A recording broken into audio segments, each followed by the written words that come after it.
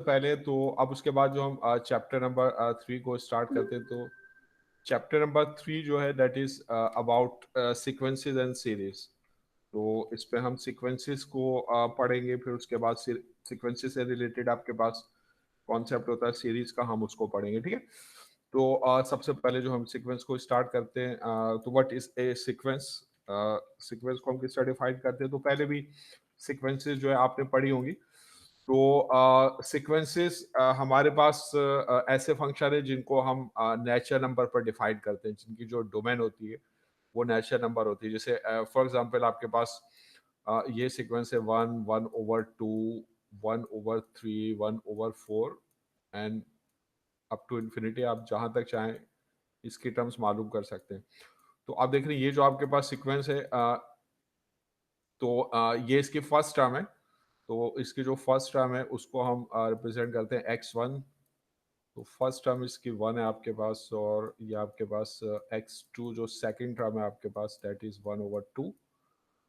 और इसी तरह आपके पास जो है वो x3 है थर्ड टर्म, तो ये 1/3 है। तो ये जो मेरे पास सीक्वेंस है, तो मैं इसका जनरल फार्मूला लिखना चाहता हूँ, यानी ऐसा फार्मूला जिसकी मदद से मैं इस सीक्वेंस के किसी भी टर्म को हासिल कर सकता हूँ। तो इसका जो जनरल फार्मूला या इसकी जो nth टर्म है, तो उसको मैं डिनोट करता हूँ x सब n से, ठीक है। तो ये आपके पास क्या है, ये इसकी nth टर्म है या ये इसका जनरल फार्मूला है। तो इससे ये फायदा होगा कि हम n की डिफरेंट वैल्यूज पुट करके इसके डिफरेंट टर्म्स जो है वो हम हासिल कर सकते हैं, ठीक है।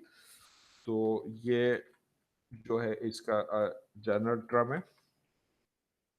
अब इसका जनरल फॉर्मूला क्या होगा आपके पास, ये जो सीक्वेंस है अगर आप इसको इन टर्म्स ऑफ n लिखें, n आपके पास क्या है, n का मतलब है कोई भी नेचुरल नंबर।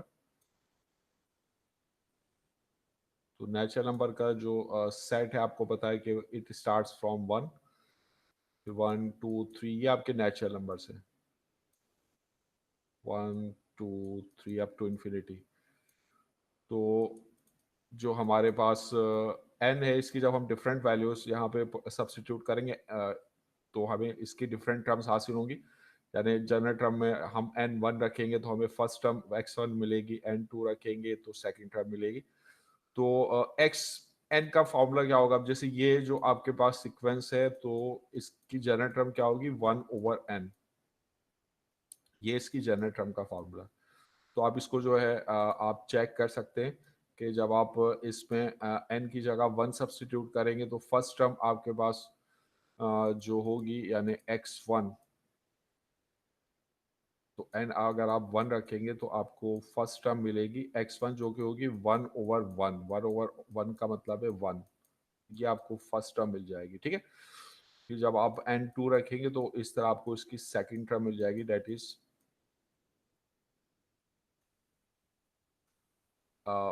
सेकंड टर्म इसकी होगी 1/2, जो कि आपके पास इसकी जो इसका नोटेशन है x2। तो ये इसकी सेकंड टर्म है। इस तरह n3 रखेंगे तो थर्ड टर्म मिलेगी, n4 रखेंगे फोर्थ टर्म मिलेगी, n5 रखेंगे तो फिफ्थ टर्म मिल जाएगी 1/5। तो ये इसका जो है ये इसका जनरल फॉर्मूला है, ठीक है।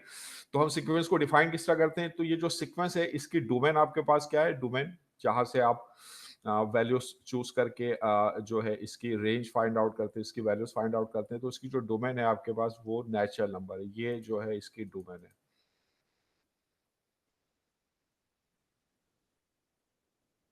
तो हम सीक्वेंस को इस तरह डिफाइन करते हैं कि सीक्वेंस एक आपके पास एक ऐसा फंक्शन होता है जो नेचुरल नंबर पर डिफाइन किया जाता है, जिसकी जो डोमेन होती है वो नेचुरल नंबर होता है। तो ये जो है आपके पास इसकी डेफिनेशन है। तो हम डिफाइन करते हैं सीक्वेंस को, तो ए सीक्वेंस इज ए फंक्शन। एक मिनट ऊपर कर दे, कॉपी कर रहे हैं। एक minute. A okay sir. Sequence is ए, पहले इसको आप समझ लें, फिर sequence is a function whose domain is this set of natural number।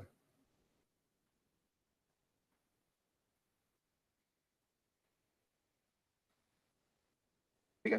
तो जब हम नेचुरल नंबर यानी n से जो है हम नेचुरल नंबर का जो सेट है जो कि इसकी डोमेन है, यहाँ से जो है हम n की वैल्यूज जो है वो चूज करते हैं और फिर हम सीक्वेंस की जनरल टर्म में उस n की वैल्यू को जब सब्स्टिट्यूट करेंगे, ये n की वैल्यू यहाँ से चूज करके जब हम इस सीक्वेंस की जनरल टर्म में वैल्यूज रखेंगे, जैसे n1 रखेंगे तो हमें फर्स्ट टर्म x1 मिलेगी, n2 रखेंगे तो सेकंड टर्म x2 मिलेगी। तो ये जो हमें टर्म्स इसकी मिलेंगी ये रियल नंबर्स होंगे, जैसे 1/2, 1/3। तो जनरली जो हमारे पास सीक्वेंस की जो वैल्यूज होती है they belong to this set of real numbers. ठीक है, तो हम किसी भी सीक्वेंस को जैसे अगर कैपिटल एक्स से डिनोट करते हैं तो ये एक फंक्शन है आपके पास जिसकी डोमेन जो है वो नेचुरल नंबर है और जिसकी जो रेंज है आपके पास वो रियल नंबर है। तो ये जो सीक्वेंस आपके पास है इसको हम इस तरह भी डिफाइन करते हैं कि एक सीक्वेंस x जो है फ्रॉम n टू r है, यानी from natural number two real number एक फंक्शन है जिसकी डोमेन नेचुरल नंबर है और उसकी जो रेंज है आपके पास वो जो है वो रियल नंबर है। तो ये जो है इसकी रेंज है आपके पास सीक्वेंस की, और ये जो है आपके पास नेचुरल नंबर जो इसकी डोमेन है। डोमेन जहां से आप इंडिपेंडेंट वेरिएबल की वैल्यू चूज करते हैं और उसको जब आप यूज करते हैं तो आपको डिपेंडेंट वेरिएबल की वैल्यू मिलती है जो कि आपकी रेंज होती है। ठीक है ना, तो ये जो है आपके पास जो है सीक्वेंस का चैप्टर हम स्टार्ट कर रहे हैं। तो पहले हम सीक्वेंस को डिफाइन करेंगे, फिर हम मुख्तलिफ सीक्वेंसेस की जनरल टर्म्स को लिखेंगे, फिर हम सीक्वेंसेस के लिए जो सबसे इंपॉर्टेंट कॉन्सेप्ट है कन्वर्जेंट सीक्वेंस यानी सीक्वेंस की जो लिमिट है हम उसको स्टडी करेंगे। तो वो आपका मेन टॉपिक होगा इस चैप्टर में। ठीक है, तो सीक्वेंस की लिमिट को डिफाइन करेंगे, फिर उसको ही हम फर्दर स्टडी करेंगे। तो जो असल में जो चीज़ आपकी वो सीक्वेंस कन्वर्जेंट सीक्वेंसेस और उनके लिमिट्स को फाइंड आउट किस तरह करते हैं वो आपके पास इस चैप्टर में हम पढ़ेंगे। फिर उसके बाद आखिर में हम सीरीज के कॉन्सेप्ट पर जाएंगे। तो तो एक सीक्वेंस जो आपके पास वो एक रियल वैल्यूड फंक्शन है। रियल वैल्यूड फंक्शन का मतलब है जिसकी रेंज जो होगी, जिसकी वैल्यूज जो होंगी वो रियल नंबर से बिलोंग करेंगी और इसकी जो डोमेन होगी वो नेचुरल नंबर से हम लेंगे। ठीक है, तो इस सीक्वेंस को जो है हम इस तरीके से भी डिफाइन करते हैं कि a sequence is a real valued function whose domain is the set of natural number।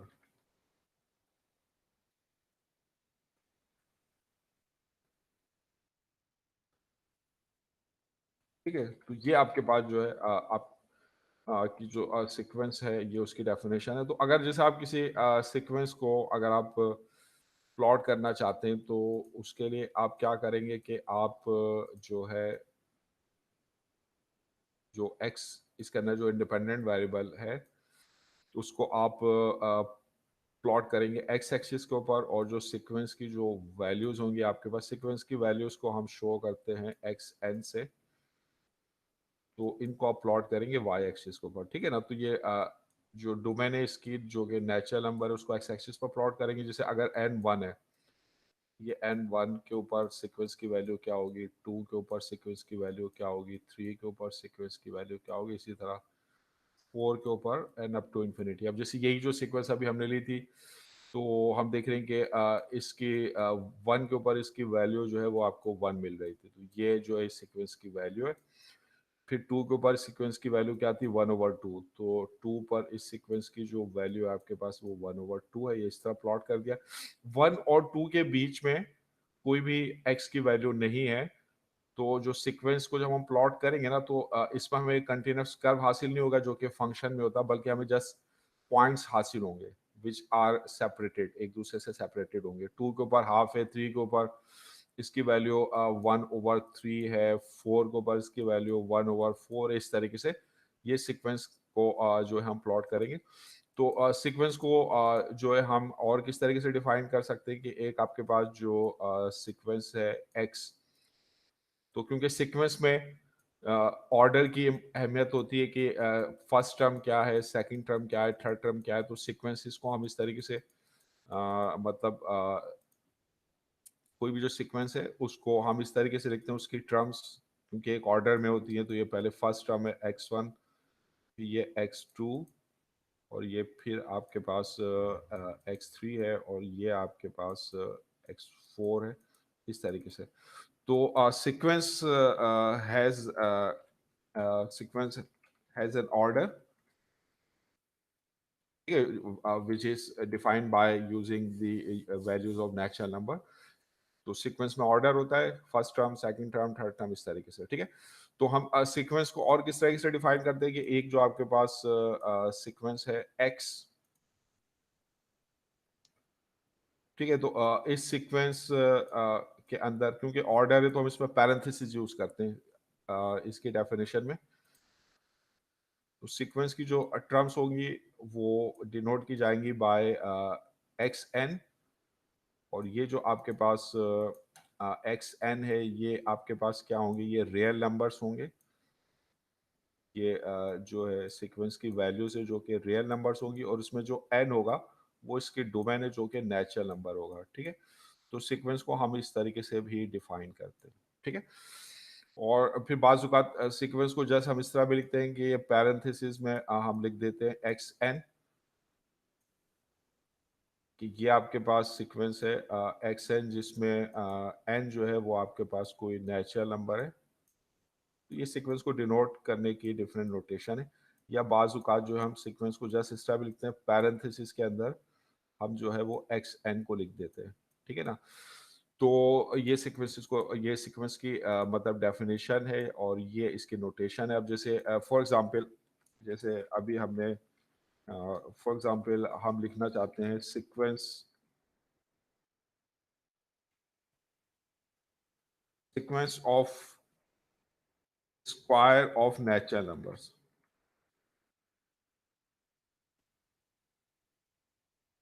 ठीक है। तो ये जो आपके पास सीक्वेंस होगी, square of natural number, one का स्क्वायर वन है, टू का स्क्वायर आपके पास जो है वो फोर है, और थ्री का स्क्वायर आपके पास नाइन है, फोर का स्क्वायर आपके पास 16 है। तो ये आपके पास सीक्वेंस है। इसकी जनरल टर्म क्या होगी, एन स्क्वायर, ये इसकी जनरल टर्म है।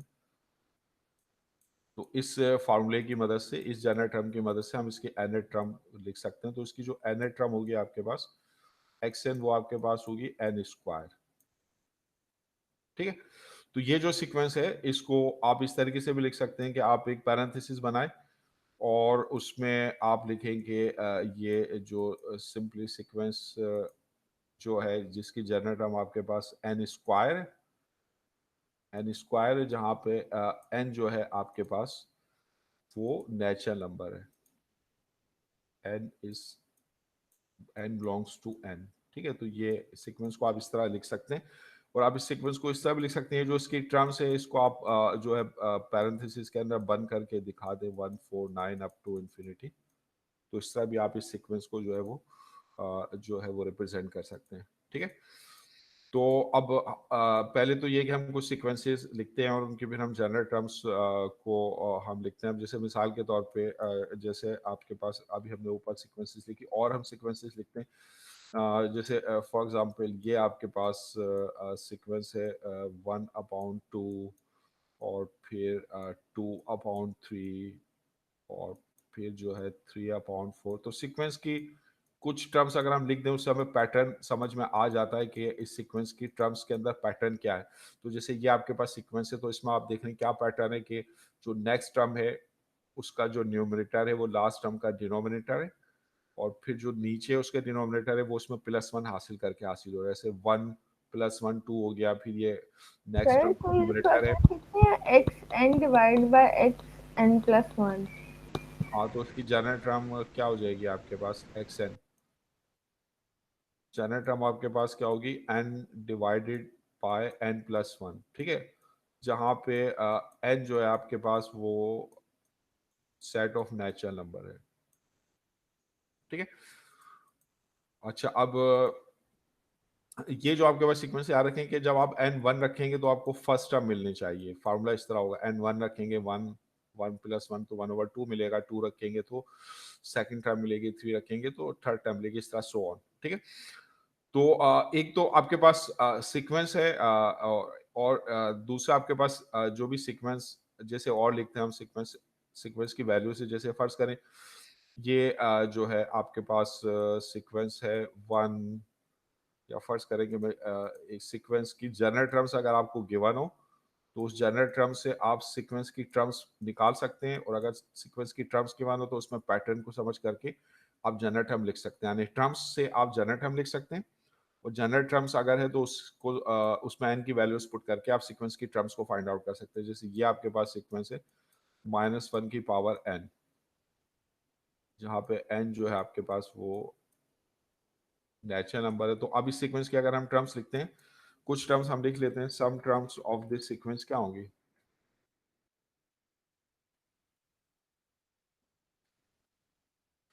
तो अब जैसे फर्स्ट टर्म लिखने के लिए n, इसके अंदर आप 1 सब्स्टिट्यूट करेंगे तो जो फर्स्ट टर्म आपको मिलेगी दैट इज x1।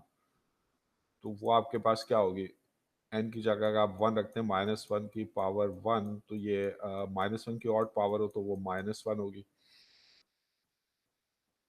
इस तरह आप n2 रखेंगे तो अगर इवन पावर है तो वो आपके पास जो है वो +1 हो जाएगी। फिर n3 रखेंगे, ऑड पावर है तो फिर वो -1 होगी। तो ये जो सीक्वेंस होगी आपके पास, इसकी टर्म्स जो होंगी वो -1 1 -1 1 के दरमियान जो है वो ऑसिलेट करेंगी। तो सेकंड टर्म आपके पास 1 होगी।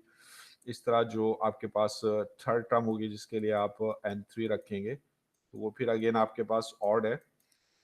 तो जो इसकी जो थर्ड टर्म होगी आपके पास दैट विल बी -1। ये थर्ड टर्म के लिए जनरल टर्म्स को आप सॉल्व कर लेंगे तो ये -1 है। तो इस तरह कुछ टर्म से हमें पता चल जाएगा कि आपकी ये जो सीक्वेंस है ये क्या है। तो ये सीक्वेंस आपकी क्या होगी, -1 1 -1 1 अप टू इन्फिनिटी। तो ये इसी तरह ये जो पैटर्न है ये आगे कंटिन्यू करेगा, -1 और 1। तो इस तरीके से ये आपकी जो है सीक्वेंस है, ठीक है ना, जिसकी जनरल टर्म ये आपको गिवन थी। इस सीक्वेंस की जनरल टर्म ये आपको गिवन थी, ठीक है। अच्छा, अब सीक्वेंस जो है इसके अगर हम इसकी जो वैल्यूज है उनका अगर हम सेट बनाए तो आपको पता है सेट में रिपीटिशन तो नहीं होती है ना। तो अगर ये जो आपके पास मैं डिफाइन करता हूँ, ये सेट है जो इस सीक्वेंस की वैल्यूज को कंटेन करता है। ये एक्स एन इस सीक्वेंस की वैल्यूज है, जहाँ पे एन जो है आपके पास वो नेचुरल नंबर है, ठीक है। तो ये जो सेट होगा ये आपके पास क्या है, that is the set of,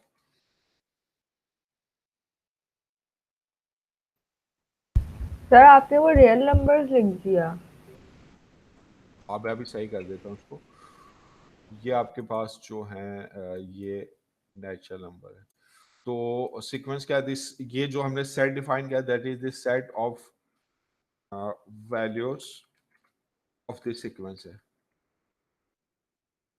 इसको हम इमेज भी कहते हैं कि हम एक्स की एन की वैल्यूज पुट करेंगे तो जो सीक्वेंस की वैल्यूज मिलती हैं या जो फंक्शन की वैल्यूज होती हैं उनको हम इमेज भी कहते हैं। तो ये set of images of the sequences है। तो अब ये जो आपके पास सीक्वेंस दी थी, तो अगर आप इसकी वैल्यूज का ये सेट लिखते हैं तो ये सेट आपको क्या मिलता है, जैसे इसमें दो वैल्यूज है 1 और -1, ये इस सीक्वेंस की वैल्यूज का सेट है। अगर आप इसको लिखना चाहें तो आप इस तरह लिख सकते हैं कि अ,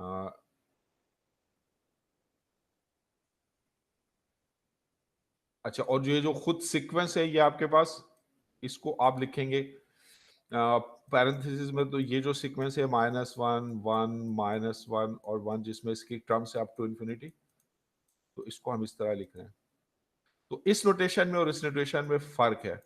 सेट के अंदर वैल्यूज रिपीट नहीं होती, तो इसके अंदर जस्ट जो जो वैल्यूज रिपीट हो रही होंगी उनको हम नहीं लिखेंगे, जो डिफरेंट इसकी वैल्यूज होंगी उनका हम सेट बना देंगे।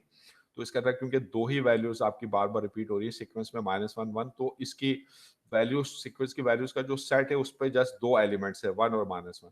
लेकिन जब हम पूरी सीक्वेंस को लिखेंगे तो इसके अंदर पूरी सीक्वेंस होगी, यानी पहली term, second term, third term up to infinity, ठीक है। तो ये जो आपके पास है ये तो सीक्वेंस है आपके पास। तो सीक्वेंस को जब हम लिखते हैं तो उसको हम पैरेंथेसिस में लिखते हैं, और उसके बाद फिर उसकी सारी टर्म्स हमें लिखनी होती हैं, चाहे वो रिपीट हो रही हो या नहीं हो रही हो। ये आपके पास जो है सीक्वेंस है, और ये आपके पास जो ये सीक्वेंस की जो वैल्यूज है उनका सेट है। तो दोनों में फर्क है, ठीक है। तो ये set of values of sequence है।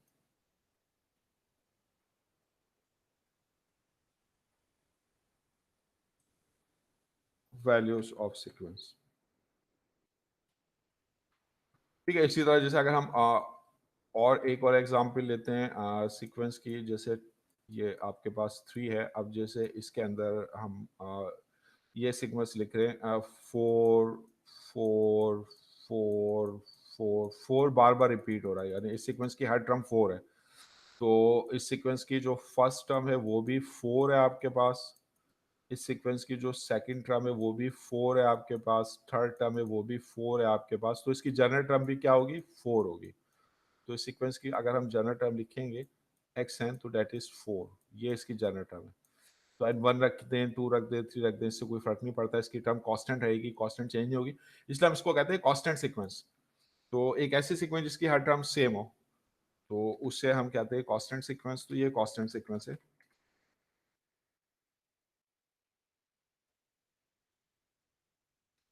ठीक है, तो ये जो कांस्टेंट सीक्वेंस है आप इसको इस तरह भी लिख सकते हैं, यानी ये इसकी पैरेंथेसिस में first term, second term, third term up to infinity, ये तो सीक्वेंस है।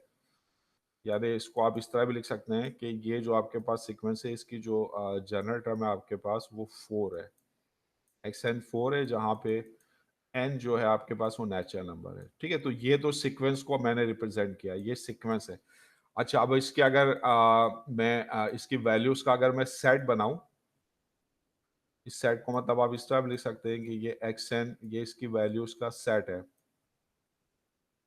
तो अब क्योंकि इसके अंदर 4 बार बार रिपीट हो रहा है, तो इसकी वैल्यूज का जो सेट होगा उसमें जैसे एक वैल्यू होगी 4।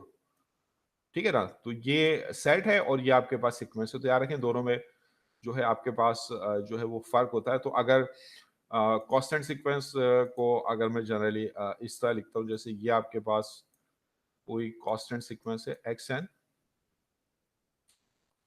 जिसकी जो जनरल टर्म है आपके पास ये आपके पास सीक्वेंस कोई मैं लिख रहा हूँ xn, जिसकी जो जनरल टर्म है जस्ट वो आपके पास b है। b कह लें ये कोई, और b कोई भी फिक्स रियल नंबर है, कोई कांस्टेंट रियल नंबर है, जहाँ पे n कोई भी नेचुरल नंबर है। तो ये किसी भी कांस्टेंट सीक्वेंस को जनरली हम इस तरीके से लिखेंगे।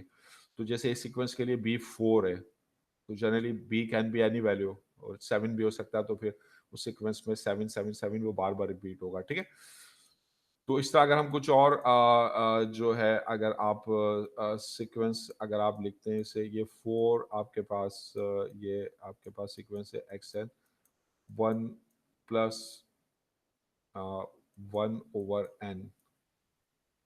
ठीक है, तो अब इसमें आप n की डिफरेंट वैल्यूज पुट करके आप इस सीक्वेंस की जो टर्म्स है उनको फाइंड आउट कर सकते हैं, x1 x2 x3 x4 जितनी टर्म्स आप चाहे लिख सकते हैं। ठीक है, तो एक तो ये कि सीक्वेंस अगर आपको गिवन है तो आप उसकी जनरल टर्म लिख सकते हो, और अगर आपको उसकी जनरल टर्म मालूम है तो फिर आप सीक्वेंस की कुछ टर्म्स जो है वो आप लिख सकते हैं। ठीक है, तो ये है जो है आपका कॉन्सेप्ट है सीक्वेंस का। तो ये समझ गए या इसमें कोई प्रॉब्लम है, अगर कुछ पूछना है आपको? क्लियर है ये बात?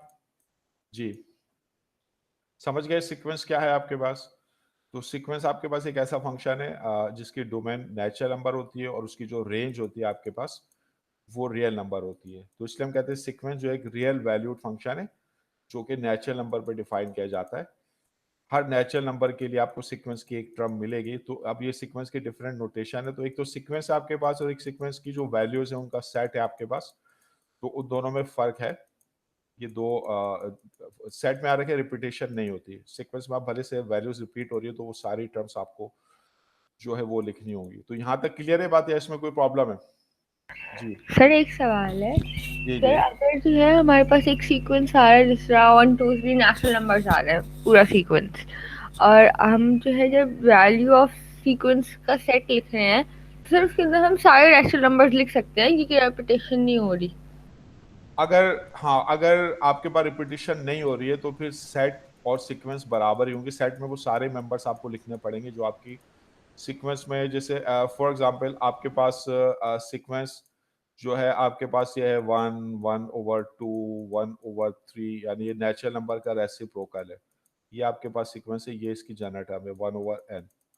तो अब ये जो सीक्वेंस है, ये सीक्वेंस को हमने इस तरह लिख दिया। ठीक है ना, इसको अगर और इन शॉर्ट करके आप लिखना चाहते हैं तो इसका शॉर्ट तरीका ये कि आप इसकी जनरल टर्म बता दें, एक्स एन बराबर है 1/n, जहाँ पे एन जो है आपके पास वो नेचुरल नंबर है। तो आप इस सीक्वेंस को जो है इस तरह भी लिख सकते हैं। तो इसमें हम जैसे इसकी जनरल टर्म बता रहे हैं, क्योंकि इस जनरल टर्म से ये सारी टर्म्स जो है हम जनरेट कर सकते हैं, तो इस तरह भी लिख सकते हैं।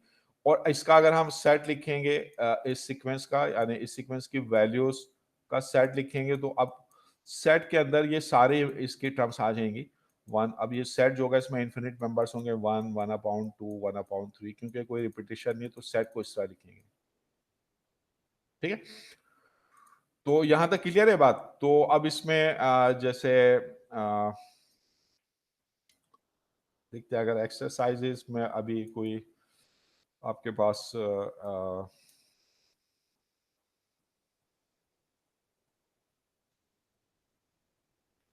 एक्सरसाइजेस में देखते हैं अगर कुछ अभी इससे मुतालिक हैं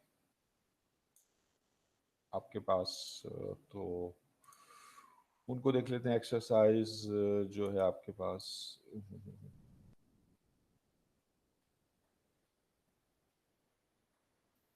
ये मेरे ख्याल से ये एक्सरसाइज है आपके पास 3.1। तो ये नजर आ रही है ना एक्सरसाइज आपको? जी सर, नजर आ रही है। अब क्वेश्चन नंबर 1 में क्या करना है हमने, दिस सीक्वेंस। अब देखें ये जो सीक्वेंस है इसकी नोटेशन क्या है। पैरेंथेसिस के अंदर हमने एक्स एन को रिप्रेजेंट किया, तो ये पूरी सीक्वेंस को रिप्रेजेंट कर रहा है। तो is defined by the following formulas for the nth term. ये इसके nth टर्म्स आपको गिवन है हर पार्ट में। तो right the first 5 terms in each case. तो हर केस में इसके आप शुरू की 5 टर्म्स लिखें। तो ये 4 पार्ट है, इसमें कोई करवाऊं आपको? जैसे चलें डी पार्ट कर लेते हैं। डी में ये आपके पास, अच्छा ये एक्स एन है, इसके अंदर एन मिसिंग है नोटेशन में, ये थोड़ी टाइप है। तो ये अगर आप इसकी फर्स्ट 5 टर्म्स लिखना चाहते हैं तो मैं फिर इसको लिखता हूँ। ये डी पार्ट है 3.1 का। ये आपके पास एक्सरसाइज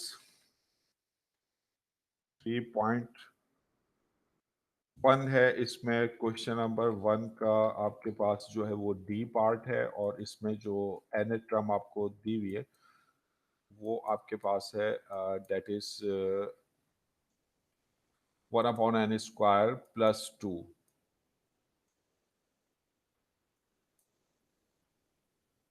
ठीक है, तो अब अगर आप n1 n की जगह 1 रखेंगे तो आपको इसकी फर्स्ट टर्म मिल जाएगी x1। तो x1 आपके पास क्या होगी, 1/n की जगह 1² + 2 अगर आप रख कर सॉल्व करते तो ये आपके पास टर्म हो जाएगी 1/3। ठीक है, और फिर आप इसका n2 रखेंगे, तो अब n2 रख के आप इसको सॉल्व कर लेंगे, तो इसकी जो सेकंड टर्म है आपके पास वो क्या होगी, 1/2² + 2। ये आपके पास 1/4 + 2, तो ये आपके पास है 1/6। तो अब मुझे बताएं इसकी थर्ड टर्म क्या होगी। थर्ड टर्म के लिए आप n की जगह 3 रखेंगे, तो थर्ड टर्म मेंटली सॉल्व 1/11। 1/11 है इसका। x4 क्या होगा आपके पास, फोर्थ टर्म क्या होगी, 4² 16 है, तो 1/18 है। फिर x5 क्या होगी, 5 रखेंगे n की 27। जगह 1/27। 7। तो ये जो है फिर आप एक्सरसाइज में बाकी पार्ट्स आप कर सकते हैं। तो ये आपको फेमिलियराइज करने के लिए एक्सरसाइज है, ताकि आप सीक्वेंस के कॉन्सेप्ट से फेमिलियराइज हो जाए, उसकी जनरल टर्म्स से कंफर्टेबल हो जाए, और फिर जनरल टर्म्स को यूज करके आप उस सीक्वेंस के टर्म्स को लिख सकते हो। ठीक है ना। अच्छा, अब इसी तरह ये क्वेश्चन नंबर 2 में आप इसमें रिवर्स करना है।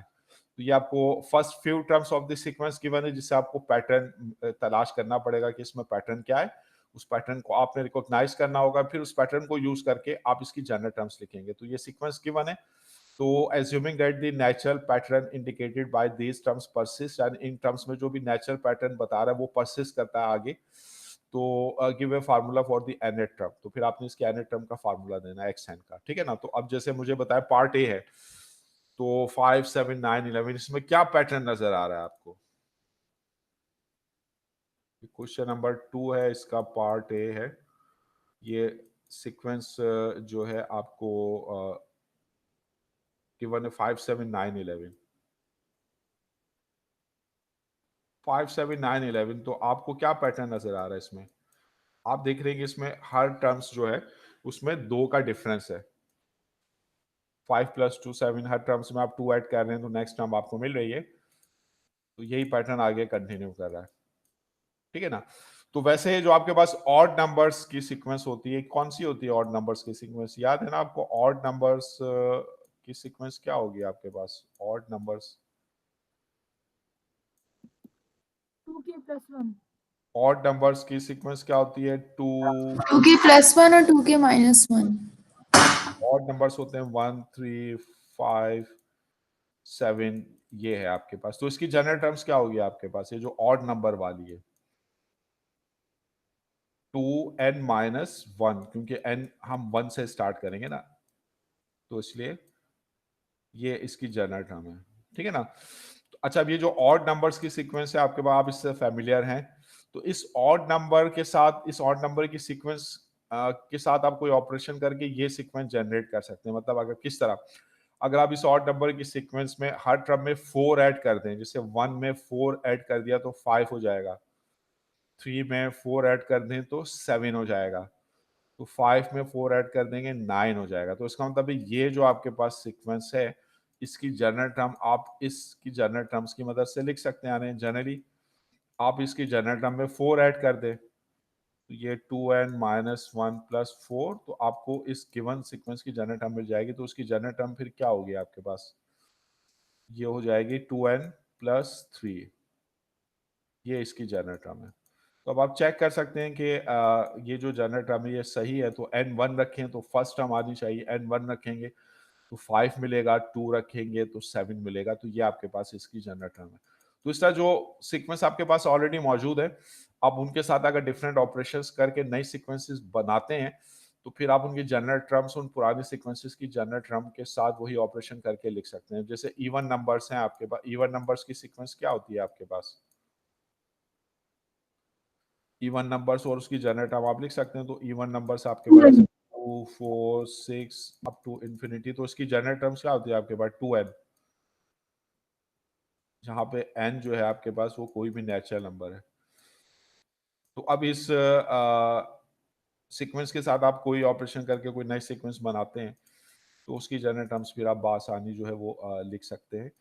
तो इसी तरह आज हम इसमें जैसे ये आपके पास है b, आपके पास है 1/2 -1/4 1/8। तो इसकी जनरल टर्म जो है आप किस तरह लिख सकते हैं? तो b आपके पास है 1/2 -1/4 और +1/8। तो यही पैटर्न आगे चल रहा है। फिर है आपके पास -1/16। तो आपने जो है इसकी जनरल टर्म जो है वो लिखनी है। अच्छा, अब ये जो साइन की अल्टरनेशन होती है प्लस माइनस, इसको हम -1 की पावर की मदद से जो है वो शो कर सकते हैं। यानी अगर आपको प्लस माइनस प्लस माइनस के साइन अगर आपको चाहिए इस तरह अल्टरनेट, तो ये सिंपली किससे आ जाएंगे? ये -1 की पावर अगर n लें तो फर्स्ट टर्म के लिए, क्योंकि n1 रखेंगे तो फर्स्ट टर्म का साइन माइनस होगा। हमें प्लस चाहिए तो इसको इवन बनाना होगा, तो हम इसको n+1 कर देते हैं कि जब n1 रखें तो 1 + 1 2 हो जाए। इवन और -1 की पावर 2 या इवन जो होगी वो प्लस होगी।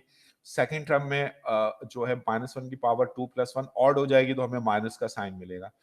तो ये जो -1 की पावर n+1 से ये साइन की अल्टरनेशन मिल जाएगी, या -1 की पावर n-1 से भी यही काम होगा, क्योंकि n1 रखेंगे 1 - 1 0 और -1 की पावर 0 प्लस होगा। फिर n2 रखेंगे 2 - 1 ऑड है तो फिर माइनस होगा, ठीक है ना। तो ये जो साइन की अल्टरनेशन है वो इससे हासिल हो जाएगी। और अगर पहले माइनस आ रहा हो, माइनस प्लस इस तरीके से, तो ये जो आपके पास साइन की अल्टरनेशन है ये जस्ट -1 की पावर n से आपको मिल जाएगी, ठीक है। तो ये तो अल्टरनेशन ऑफ साइन का इससे ये कवर हो जाएगा इस टर्म से। अब बाकी आप देखें, मैग्नीट्यूड देख ले, 1/2 1/4 1/8, ये क्या है आपके पास? ये 2 की पावर है। तो जैसे 2 जो है 2 की पावर 1 है, 4 जो है वो 2 की पावर 2 है, 3 जो है वो 2 की पावर 3 है, 16 जो है 8 2 की पावर 3 है, 16 2 की पावर 4 है। तो इसका मतलब ये 2 की पावर्स आ रही है रेसिप्रोकल में। तो सारा पैटर्न जो है वो वाजे हो गया है। तो फिर बताए इसकी जनरल टर्म्स क्या हो जाएगी। इसकी जनरल टर्म xn होगी। तो ये साइन की अल्टरनेशन के लिए तो हमारे पास ये फैक्टर होगा -1 की पावर n+1, और बाकी जो है आपके पास वो क्या है 1/2 की पावर n। ठीक है ना। तो ये आपके पास है, या इसको आप इस तरह भी लिख सकते हैं जस्ट -1 की पावर n+1 डिवाइडेड बाय 2 की पावर n। ठीक है। और इसको आप इस तरह भी लिख सकते हैं जनरल टर्म को, और x की पावर n, तो ये -1 की पावर n-1 और डिवाइडेड बाय 2 की पावर n। ठीक है। इसी तरह अगर फर्ज करें कि ये आपके पास सीक्वेंस है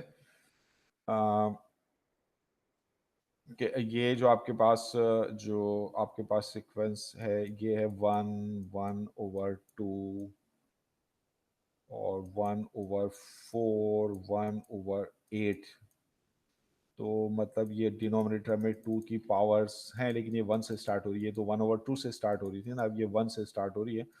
तो इसका मतलब ये जो 1 है एक्चुअली ये 1/1 है, पहला जो 1 है। तो इस 1 को भी हम 2 की पावर्स की फॉर्म में लिख सकते हैं। ये जो 1 है ये 2 की पावर 0 है। तो इसका मतलब है कि फर्स्ट टर्म में मुझे जब मैं n1 रखूंगा तो मुझे 2 की पावर 0 मिलनी चाहिए। तो इसका मतलब है इसकी जो जनरल टर्म है वो आपके पास क्या होगी 1/2 की पावर, अगर मैं n लूं तो फिर n1 रखूंगा तो फर्स्ट टर्म 1/2 बन जाएगी ये वाली, लेकिन फर्स्ट टर्म 1 बनानी है तो इसका मतलब है कि इसकी पावर में से 1 माइनस कर दें आप। तो इसकी जनरल टर्म है आपके पास 1/2 रेज टू द पावर -1। ठीक है ना। तो आप चेक कर सकते हैं कि ये जो जनरल टर्म है आपके पास, इससे ये सीक्वेंस जनरेट होगी। अगर n1 रखेंगे तो आपको जो है n1 रखेंगे आप तो 1-1 0 2 की पावर 0 तो 1 मिलेगा। 2 रखेंगे 2-1 1 2 की पावर 1 मिलेगा। तो इससे ये सीक्वेंस जनरेट हो जाएगी। ठीक है। तो इस पे अब इसके अंदर ये जो एक्सरसाइज है, अब ये जो बाकी सी और डी है इसको जो है आप जो है वो खुद कर लीजिएगा। ठीक है, कर लेंगे आप इसको। क्लियर है यहां तक बात। सर मुझे समझ नहीं आया वो पार्ट भी, आप एक दफा फिर से एक्सप्लेन कर देंगे प्लीज। पार्ट बी में आपको सीक्वेंस की टर्म्स गिवन है और आपने उन टर्म्स के अंदर जो भी पैटर्न है उसको आपने समझना है, और वो पैटर्न बता रहा है कि इसी तरह आगे की टर्म्स में भी रहेगा। तो फिर आप इस सीक्वेंस की टर्म्स से आपने सीक्वेंस की जनरल टर्म्स को लिखना है। ठीक है ना। तो अब जैसे ये पार्ट बी में आपको एक तो आप देख रहे हैं इसमें साइन की अल्टरनेशन आ रही है प्लस माइनस। तो जब आपके पास साइन की अल्टरनेशन हो इस तरह प्लस माइनस, तो इसको आप किसकी मदद से हासिल कर सकते हैं -1 की पावर से ना, क्योंकि आपको पता है -1 की पावर ऑड होती है तो आपको रिजल्ट माइनस मिलता है, इवन होती है तो आपको रिजल्ट प्लस मिलता है। ठीक है। तो अब जैसे अब -1 की पावर अगर आप n लेंगे तो n से तो आपको साइन पहले माइनस मिलेगा, तो आपको पहले साइन प्लस चाहिए। तो आपने इस पावर को इवन बनाना है, तो इवन आप इस तरह बना सकते हैं n में 1 ऐड करके n में 1 सब्ट्रैक्ट करके। तो ये जो -1 की पावर n+1 है या -1 की पावर n-1 है, इसमें जब आप n की डिफरेंट वैल्यूज पुट करेंगे बारी बारी 1 2 3 4, तो आपको इसकी टर्म्स जो इवन ऑड -1 की मिलेगी, यानी प्लस माइनस मिलेगा। जैसे n1 रख देंगे 1 + 1 2 तो प्लस मिल जाएगा, फर्स्ट टर्म प्लस मिल जाएगी। n2 रखेंगे सेकंड टर्म उसका साइन माइनस आना चाहिए, तो 2 + 1 3 ऑड पावर है तो माइनस मिल जाएगी। तो प्लस माइनस तो इस फैक्टर से आपको हासिल होगा, या माइनस प्लस माइनस है पहले माइनस आ रहा है तो जस्ट -1 की पावर n से आपको मिल जाएगा। तो ये तो साइन की अल्टरनेशन आपको मिल जाएगी। तो ये साइन की अल्टरनेशन के लिए फैक्टर आ गया। सर 1 - 1 0 होगा तो सर 0 की और पावर 1 जीरो की होती है ना? पावर, हाँ -1 किसी भी चीज की पावर 0 हो तो उसकी वैल्यू क्या होती है 1, यानी प्लस मिलेगा। सही है। अच्छा, मैग्नीट्यूड में आप देख रहे हैं 1/2 ये रेसिप्रोकल है, और नीचे जो है 2 4 8 16 ये क्या आपके पास ये 2 की पावर्स हैं। 2 क्या है 2 की पावर 1 है, 4 क्या है 2 की पावर 2 है। तो सेकंड टर्म में 2 की पावर 2 है, थर्ड टर्म में 2 की पावर 3 है, फोर्थ टर्म में 2 की पावर 4 आ रहा है रेसिप्रोकल में। तो फिफ्थ टर्म में क्या होगा 1/2 की पावर 5। तो जनरली जो डिनोमिनेटर में आपको 2 की पावर n मिल रही है ना, तो ये आपके पास इसकी जनरल टर्म हो गई। ठीक है, तो आप इस तरह लिख दें, या आप ये जो -1 की पावर n-1 है ये ले लें, तो इस तरह लिख दें, तो ये इसकी जनरल टर्म है। समझ गए आप बात, या इसमें कोई प्रॉब्लम है? क्लियर है बात? जी सर, समझ आ गई। तो एक सीक्वेंस जो है उसको हम दो तरीकों से डिफाइन करते हैं। एक sequence is defined by two ways. ठीक है, तो इसमें जो पहला तरीका आपके पास, जो फर्स्ट बाय टू वेज कह लें या टू मेथड कह लें, बाय टू वेज या टू मेथड्स, इसमें जो आपके पास पहला मेथड है या जो पहला तरीका है, उसमें हम क्या करते हैं कि उसमें हम सीक्वेंस की जनरल टर्म जो है उसको हम यूज करके सीक्वेंस को डिफाइन करते हैं। तो पहला मेथड में using general term of this sequence. General term आपके पास जो सीक्वेंस की या जो जनरल टर्म है, या इसको जो है जनरल टर्म और nth टर्म भी कहते हैं हम इसको, nth term of this sequence. तो जो आपके पास जनरल टर्म है या जो nth टर्म है आपके पास सीक्वेंस की, वो फार्मूला होता है इन terms of n is the formula. Sir, ये आपने IST मेथड लिखा है? फर्स्ट मेथड ये जो है आपके पास ये जो है ना, ये इसका मतलब ये फर्स्ट मेथड है। अच्छा, इज द जो जनरल टर्म nth टर्म है इज द फार्मूला ऑफ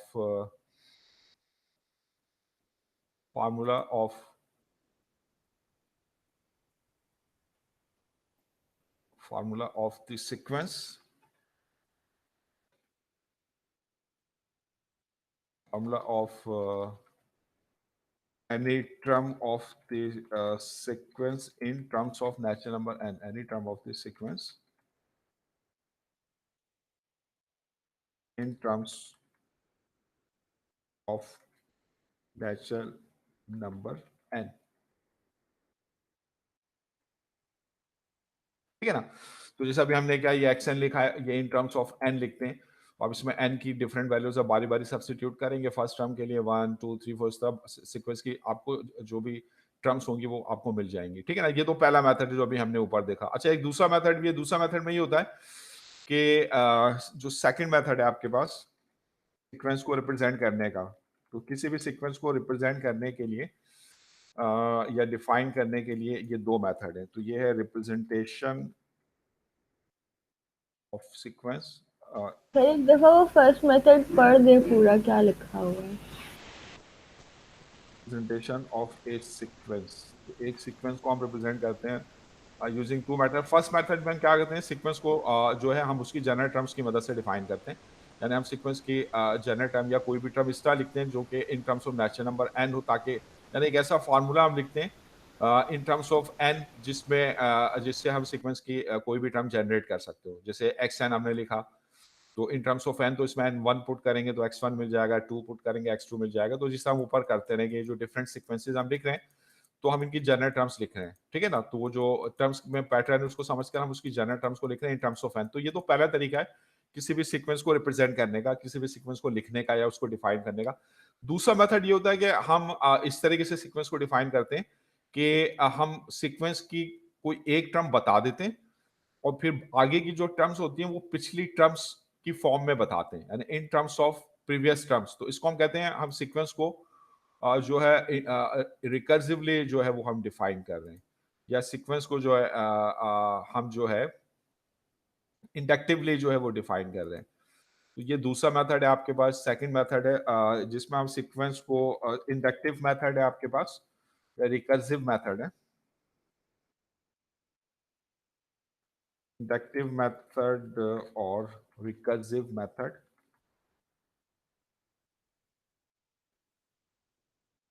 इस मेथड में क्या होता है, इस मेथड में आपके पास जो as sequence is defined in terms of its previous value या values,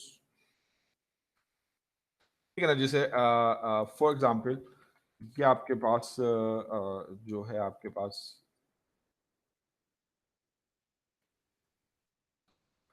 आपके पास सीक्वेंस है। मैं आपको कह रहा हूँ कि एक आपके पास सीक्वेंस है, उसकी जो फर्स्ट टर्म है आपके पास वो 1 है, और उसकी जो इसके बाद जो nth टर्म है ना, वो आपके पास जो है वो 2 माइनस एक्स एन माइनस 1 है। तो ये जो nth टर्म है, इसको मैंने इसकी जो प्रीवियस टर्म है n माइनस 1 उसकी मदद से इसको डिफाइन किया है, जहां पे क्योंकि फर्स्ट टर्म तो मैंने आपको दे दिया x1, तो यहाँ पे जो n स्टार्ट होगा वो 2 या 2 से हायर वैल्यूज के लिए स्टार्ट होगा, यानी n2 लेंगे तो यहाँ से x2 मिल जाएगा। तो ये जो फार्मूला है ये n की उन वैल्यूज के लिए वैलिड है जो 2 से स्टार्ट होती हैं। जैसे मिसाल के तौर पे अगर आप n2 लेते हैं तो n2 लेंगे तो आपको x2 जो है यहाँ से मिल जाएगा। तो ये जो x2 है आपके पास ये किसके बराबर होगा, ये होगा 2 माइनस x1, ठीक है। यहाँ पे n2 रखेंगे, 2 माइनस 1 x1 होगा, क्योंकि x1 आपको गिवन है तो x1 इसमें आप सब्सटीट्यूट करके आप x2 निकालेंगे, तो ये 2 माइनस 1, तो x2 आपके पास आ गया 1। इससे अगर आपको थर्ड टर्म चाहिए सीक्वेंस की, तो जो सीक्वेंस की थर्ड टर्म है आपके पास x, उसके लिए n आप 3 रखेंगे इस फॉर्मूले में। तो ये जो है इसका ये जो फार्मूला है, इसमें इस सीक्वेंस को इसकी प्रीवियस टर्म्स की मदद ही से डिफाइन किया गया है। तो इसको हम कहते हैं ये इसका इंडक्टिव फार्मूला है। ये जो है ना इसका इंडक्टिव फार्मूला या इसका रिकर्सिव फार्मूला है। रिकर्जन अगर आपको याद हो, अगर आप कंप्यूटर साइंस में अगर आपने पढ़ा हो, रिकर्जन में क्या होता है कि we define something in terms of itself but with smaller values, ठीक है। तो अब जैसे इसमें आप जो है जब आप n3 रखेंगे इस फॉर्मूले में जब आप n3 रखेंगे तो ये x3 आपको मिलेगी इसकी थर्ड टर्म, जो किसके बराबर होगा 2 माइनस यहाँ पे 3 माइनस 1 हो जाएगा, तो ये x2 है। तो x2 को निकालेंगे x1 की मदद से, इसलिए x1 आपको गिवन है, और x3 को निकालेंगे x2 की मदद से। तो x2 क्योंकि आप ऊपर सॉल्व कर चुके हैं, x2 आपके पास क्या है 1 है, तो ये 2 माइनस x2 1, तो इस सीक्वेंस की जो आपके पास थर्ड टर्म हो जाएगी दैट विल बी 1, ठीक है। इसी तरह आप n4 रख के x4 निकाल सकते हैं। तो यहाँ पे सीक्वेंस ये जो है ये सीक्वेंस का आपके पास जो इंडक्टिव फार्मूला है, जिसमें सीक्वेंस की हायर टर्म्स जो होती हैं उसकी लोअर टर्म्स की फॉर्म में गिवन होती हैं, लोअर टर्म्स की मदद से फाइंड आउट की जाती है। तो ये इंडक्टिव या रिकर्सिव फार्मूला है। ये बात समझ आ रही है। दूसरा मेथड जो है, तो अब जैसे अब हम जैसे इसकी एक्सरसाइज करते हैं तो इसमें और बात क्लियर हो जाएगी। अब जैसे आपको क्वेश्चन नंबर 3 है, क्वेश्चन नंबर 3 में बोल रहा है कि list the first 5 terms of the following inductively defined sequences.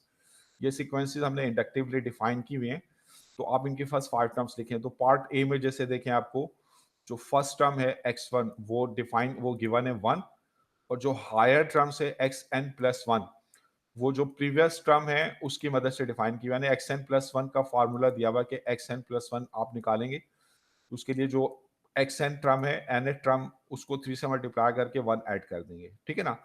तो अब आप जैसे अगर आप n लेते हैं तो n की जो प्रीवियस टर्म आपके पास होगी उस या प्रीवियस टर्म्स के जो इंडाइसिस होंगे, n की प्रीवियस टर्म आपके पास क्या होगी n माइनस 1, ये उसका इंडेक्स होगा। और इससे भी अगर आप प्रीवियस जाए, इसकी प्रीवियस टर्म का इंडेक्स आपके पास होगा n माइनस 2, इससे प्रीवियस जाएंगे n माइनस 3, इस तरह। तो अगर आप जो करंट आपके पास इंडेक्स है वो n है, ये करंट इंडेक्स है, तो इसका प्रीवियस इंडेक्स जो होगा आपके पास वो n माइनस 1 होगा, और उससे भी प्रीवियस जो n माइनस 2 होगा। और अगर करंट आप लेते हैं n प्लस 1, आप n भी ले सकते हैं, n प्लस 1 भी ले सकते हैं, इससे कोई फर्क नहीं पड़ता। अगर करंट इंडेक्स n प्लस 1 है तो इसका प्रीवियस क्या होगा, इसमें से 1 माइनस करेंगे, n प्लस 1 माइनस 1, तो ये हो जाएगा n, प्रीवियस का इंडेक्स होगा n, और इससे प्रीवियस टर्म का इंडेक्स क्या होगा n माइनस 1, ठीक है ना। तो आप जो रिकर्सिव फार्मूला आप लिख सकते हैं, तो रिकर्सिव फॉर्मूले में आप इस तरह भी कर सकते हैं कि यानी एक्स एन को डिफाइन करें उसकी प्रीवियस टर्म की मदद से, यानी अगर इंडेक्स करंट एन है तो इसका प्रीवियस जो टर्म का इंडेक्स होगा एन माइनस वन होगा, तो इसमें एक्स एन को हम रिप्रेजेंट करेंगे या एक्स एन का फॉर्मूला लिखेंगे in terms of x minus one, ठीक है। और अगर हम current index n plus one लेते हैं तो इसमें फिर जो आपके पास एक्स एन प्लस वन ये जो है इसको आप डिफाइन करेंगे इसकी प्रीवियस टर्म की मदद से, तो उसमें फिर एक्स एन प्लस वन होगा in terms of x n. तो एक्स एन अगर आप लेते हैं तो x n in terms of previous values x n minus one वगैरह होगा, या अगर x n plus one current index लेते हैं तो उसके जो प्रीवियस वैल्यूज का इंडेक्स एक्स एन या एक्स एन माइनस वन होगा, ठीक है। तो इससे कोई फर्क नहीं पड़ता आप इंडाइसिस किस तरह दें। तो अब जैसे ये क्वेश्चन नंबर 3 है, तो 3 का जैसे फर्स्ट पार्ट है आपके पास कि इसमें 3 में ए पार्ट आपको दिया हुआ है, तो इसमें आपको x1 गिवन है, x1 है आपके पास। सर अभी जो आपने इंडस्ट्री वाला समझाया वो मुझे बिल्कुल भी समझ नहीं आया। बिल्कुल भी समझ नहीं आया, मुबारक हो आपको। तो इसमें अगर आप करंट इंडेक्स एन लें तो उसका प्रीवियस इंडेक्स क्या होगा? सर ये तो मुझे समझ आ गया, सर मुझे वो समझ नहीं आया जो आपने लिखा x n is equal to x n minus one. Equal to नहीं लिखा, मैंने लिखा है कि एक्स एन को अगर आप करंट इंडेक्स एक्स एन लें तो फिर इसको आप डिफाइन कर सकते हैं इसके प्रीवियस इंडेक्स में, तो वो फिर क्या होगा, यानी अगर आपके पास जो सीक्वेंस की टर्म है एक्स एन, इसको जब आप डिफाइन करेंगे तो उसकी जो प्रीवियस टर्म होगी उसमें इंडेक्स क्या होगा, एन माइनस वन, यानी x n will be defined in अच्छा टर्म्स ऑफ अच्छा सर आपने बस उसको एक्स के साथ लिख दिया, ओके ओके। हाँ, मतलब एक्स एन को आप डिफाइन करेंगे या तो एक्स एन माइनस वन, या अगर आप current index x n plus one लेते हैं तो फिर आप इसको डिफाइन करेंगे in terms of previous index n, तो इसमें फिर एक्स एन प्लस वन का formula in terms of x n होगा, ठीक है, समझ गए। तो ये मैं बता रहा था आपको। तो अब एक्स एन प्लस वन आपको डिफाइन किया हुआ ये 3xn प्लस वन, ठीक है ना, जहां पे n ऑब्वियसली आप कहां से स्टार्ट करेंगे, 1 से स्टार्ट करेंगे ताकि x2 आए, ठीक है, x3 आए, तो n 1 से स्टार्ट होगा। तो अब इसमें जैसे आप x2 आपको चाहिए तो x2 के लिए n 2 नहीं पुट करेंगे क्योंकि फिर ये 2 + 1 3 हो जाएगा। तो इसमें अगर आप n 1 पुट करते हैं xn प्लस वन में, तो ये 1 + 1 ये आपको मिलेगा x2, और यहाँ पे जो है 1 पुट करेंगे तो ये आपको मिलेगा x1, तो ये 3x1 + 1, ये x2 का फार्मूला आ गया इस इंडक्टिवली डिफाइन फार्मूले की मदद से। तो अब इसमें क्योंकि आपको x1 गिवन है, अगर x1 गिवन नहीं होता तो फिर आप सॉल्व नहीं कर सकते, तो इसलिए आपको एक टर्म गिवन है, तो x1 पुट कर दें। x1 आपके पास क्या है, दैट इज 1, तो 3 × 1 + 1, तो जो नेक्स्ट टर्म आपको मिल जाएगी दैट विल बी 4, ठीक है।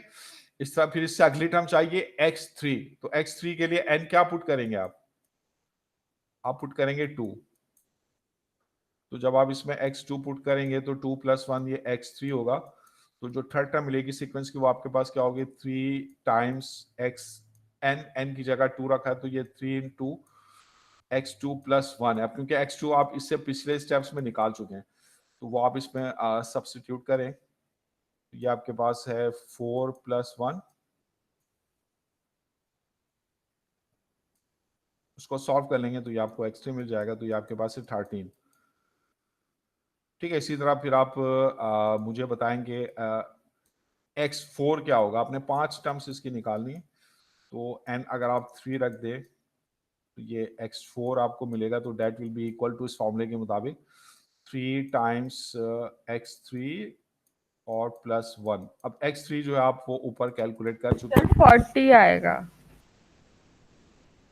तो ये आपके पास 3 और ये x3 जो है आपके पास ये 13 है, x3 ऊपर से पुट कर दिया तो ये आपके पास कितना मिल जाएगा, 13 3 39 + 1 40।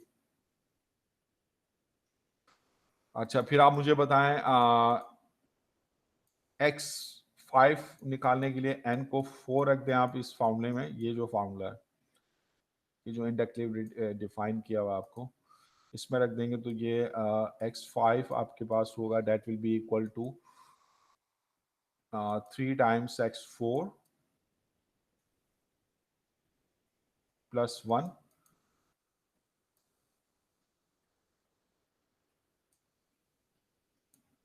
तो x4 आप ऊपर से पुट कर देंगे, x4 है तो डेट इज 40 और प्लस 1 तो ये आपके पास आ गया 121। तो ये शुरू की 5 टर्म्स अपने निकाल लिए। तो आप सीक्वेंस को इस तरह पे लिख सकते हैं, यानी x1 है, x2 है, x3 है, x4 है, x5 है एंड अप टू इन्फिनिटी। शुरू की 5 टर्म्स हम लिख रहे हैं। तो ये आपके पास फर्स्ट टर्म तो 1 गिवन थी आपको, ये रही। सेकंड टर्म आपने निकाली 4, फिर थर्ड टर्म आपने निकाली 13, फिर आपने निकाली 40, फिर आपने फाइंड आउट करी 121, इस तरह अप टू इन्फिनिटी। ये आपके पास जो है ये सीक्वेंस है, ठीक है। तो इस तरह आप इसके बाकी 3 पार्ट्स कर लेंगे आप। अच्छा, सीक्वेंस को आप x से रिप्रेजेंट करें, y से रिप्रेजेंट करें, तो डमी वेरिएबल्स हैं, कोई फर्क नहीं पड़ता। तो अब अगर सीक्वेंस को हम y से रिप्रेजेंट कर रहे हैं, उसके टर्म y1, y2, y3 इस तरह होंगी। z से रिप्रेजेंट कर रहे हैं तो z1, z2, z3 इस तरह होंगी। s से रिप्रेजेंट कर रहे हैं तो s1, s2, s3 इस तरह होगी, ठीक है ना। तो अब इस वक्त बाज़ औक़ात ऐसा भी होता है कि यहाँ पे जैसे आपने सीक्वेंस को तो सिर्फ एक प्रीवियस टर्म की मदद से जो है डिफाइन किया है। सीक्वेंस को आप एक से ज्यादा प्रीवियस टर्म में भी प्रीवियस टर्म की मदद से भी डिफाइन कर सकते हैं। जैसे इसकी जो सबसे मशहूर एग्जांपल है फिबोनाची सीक्वेंस है। तो फिबोनाची सीक्वेंस, ये फिबोनाची एक मैथमेटिशियन का नाम है आपके पास। तो फिबोनाची सीक्वेंस जो है आपके पास,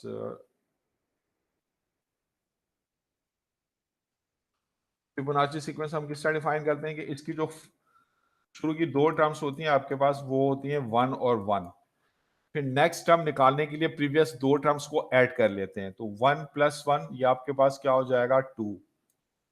फिर 2 से नेक्स्ट टर्म निकालने के लिए जो प्रीवियस टर्म है, हर नेक्स्ट टर्म के लिए उसकी 2 प्रीवियस टर्म्स को ऐड कर लेंगे। तो इसमें जो प्रीवियस टर्म है आपके पास वो 2 और 1 है, इनको ऐड करेंगे 2 + 1 3, तो नेक्स्ट टर्म होगी 3। फिर 3 से नेक्स्ट टर्म निकालने के लिए जो प्रीवियस टर्म है 2 और 3 इनको ऐड कर लें, 2 और 3 आपके पास क्या है, ये है आपके पास 5। फिर 5 + 3 8, ये नेक्स्ट टर्म है। फिर 8 + 5 13, ये नेक्स्ट टर्म है। तो इस तरह आप जहां तक चाहें इसके टर्म्स जो है वो निकाल सकते हैं अप टू इन्फिनिटी, ठीक है ना। ये फिबोनाची सीक्वेंस है। तो अब इसको रिकर्सिवली हम डिफाइन कर रहे हैं। तो इसको रिकर्सिवली डिफाइन कर रहे हैं तो इसके लिए हम क्या करेंगे, इसकी जो शुरू की 2 टर्म्स है वो आपको गिवन होगी, यानी x1 आपको दे दिया 1 है और x2 आपको गिवन है वो भी 1 है। अब इन 2 टर्म्स की मदद से x3 निकालेंगे तो x3 क्या होगा आपके पास, वो x1 + x2 होगा। तो x3 जो है वो आपके पास है, x3 is the sum of previous 2 terms, यानी x1 + x2। जो x4 है is the sum of previous 2 terms, यानी x4 जो आपके पास वो है x2 + x3,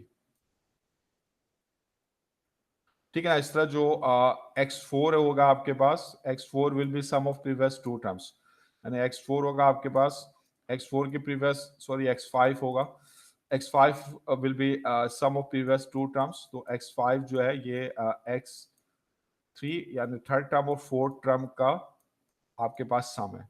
इस तरह जो नेक्स्ट टर्म होगी x6, वो प्रीवियस 2 टर्म्स यानी x4 और x5 का सम होगा। इसी तरह ये जो आगे की टर्म्स हम निकालेंगे। तो अब बताएं, इसको रिकर्सिवली डिफाइन करना चाहते हैं तो उसकी जनरल टर्म हम किस तरह लिखेंगे, यानी x1 x2 तो आपको गिवन है, तो जनरली xn ये सम होगा प्रीवियस 2 टर्म्स का, यानी x sub n - 1 plus x sub n - 2, ठीक है ना।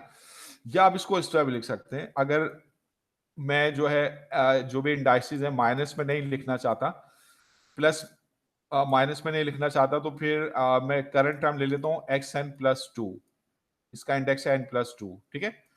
n+2 इसलिए लिया क्योंकि मुझे प्रीवियस 2 टर्म्स जो है वो लिखनी है।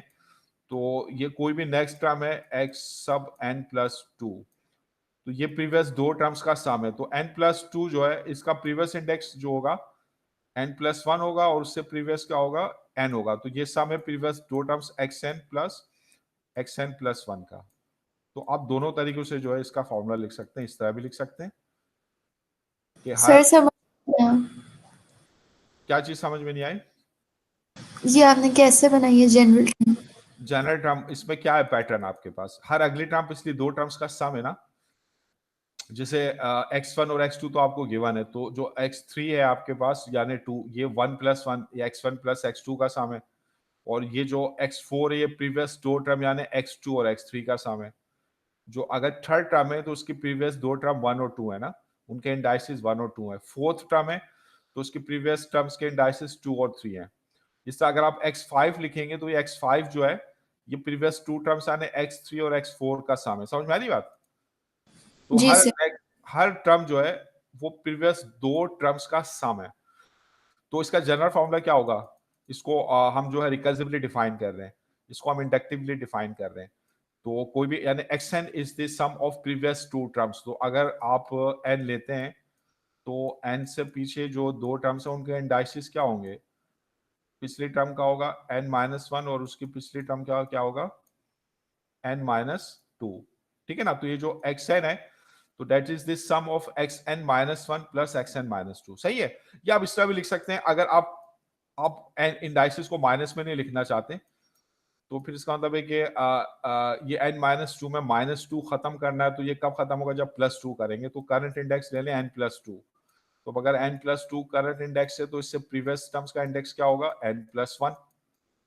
प्रीवियस के लिए इंडेक्स कम होता है एक करके और नेक्स्ट के लिए इंडेक्स बढ़ता है, और n+1 का प्रीवियस इंडेक्स क्या होगा? जस्ट n होगा। तो आप इस तरह भी लिख सकते हैं कि n+2 is equal to xn plus xn-1। ठीक है, बस अब सिर्फ n की वैल्यूज का जो है वो आपको देखना पड़ेगा कि n की वैल्यूज कहाँ से स्टार्ट होंगी, इसमें और इस फॉर्मूले में। बस उसका आपको ख्याल रखना पड़ेगा। अगर आप ये फॉर्मूला इस तरह डिफाइन कर रहे हैं तो अब इसमें n कहाँ से स्टार्ट होना चाहिए, क्योंकि फर्स्ट और सेकंड टर्म तो आपको दे दिया ना, तो n कहाँ से स्टार्ट होगा? 3 से। तो यहाँ पे n शुड स्टार्ट फ्रॉम 3, क्योंकि जब आप यहाँ पे n 3 रखेंगे तो ये 3 - 1 2 हो जाएगा, और ये 3 - 2 1 हो जाएगा, यानी ये x2 + x1 होगा, जो कि आपको गिवन है। ये दो टर्म्स आपको गिवन है, ठीक है ना? ये गिवन टर्म्स है, ठीक है। अच्छा, जी और सर। और अगर आप जो है ये फॉर्मूला इस नोटेशन में लिखते हैं तो फिर इसमें n कहाँ से स्टार्ट होना चाहिए? अब n 3 से स्टार्ट नहीं होना चाहिए, क्योंकि 1 से स्टार्ट n, होना चाहिए। अब n अगर मैं 3 रखता हूं तो 3 + 2 ये 5 हो जाएगा, x5। जबकि मुझे इस तरह लिखना है n का इंडेक्स के मुझे 3 से x3 से ये स्टार्ट करना पड़े ना, x3, क्योंकि x1 x2 तो गिवन है। तो फिर n मुझे कहाँ से स्टार्ट करना पड़ेगा? 1 से, क्योंकि जब आप 1 रखेंगे 1 + 2 3 होगा, तो ये बन जाएगा x1 + x2। ठीक है ना? तो बस सिर्फ आपको n की जो वैल्यू है वो कहाँ से स्टार्ट हो रही है उसका ख्याल करना पड़ेगा। तो ये जो है आप इस तरह इसके बाकी एक्सरसाइज कर लेंगे। ये जैसे S1 है तो S1 और S2 दो टर्म्स गिवन है, और जो Sn+2 है यानी आप कोई भी जो नेक्स्ट टर्म है वो जो प्रीवियस दो टर्म्स है उनका सम है। ठीक है, तो ये आप जो है इसको आप कर लीजिएगा। तो यहां तक मुझे बताएं, यहां तक कुछ पूछना तो नहीं है, कोई प्रॉब्लम तो नहीं है? यहां तक क्लियर है? यहां तक बात जी सर, क्लियर है। सही है। तो मैं यहाँ पे आपको ब्रेक दे रहा हूँ, ठीक है ना? तो 10:10 हो रहे हैं, तो मैं आपको कितनी